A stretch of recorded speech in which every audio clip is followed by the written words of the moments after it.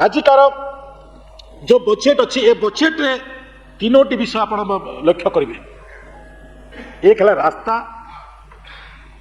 दुई है ब्रिज, तीन नंबर है घर। आम सिलट सफेबू सिलट सफेबुनि बिजु पक्का घर जो जा से पीओ मान घर को मुझे जाए पंचायत को जाए जिते पीओ मान को पचारे तुम केते से सिलट रखीच देख बोलिका मुझे कहे बिजु बाबू तो दिने भी गले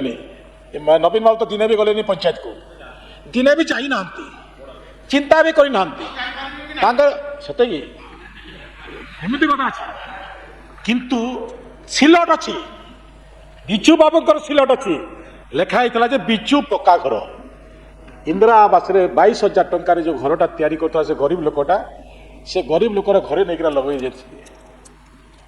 आटा कहते बिजु पक्का घर ए प्रकार गरीब लोक मान प्रताड़ना कर पार्टी हूँ बिजु जनता दल विगत सरकार ये को कर्म कर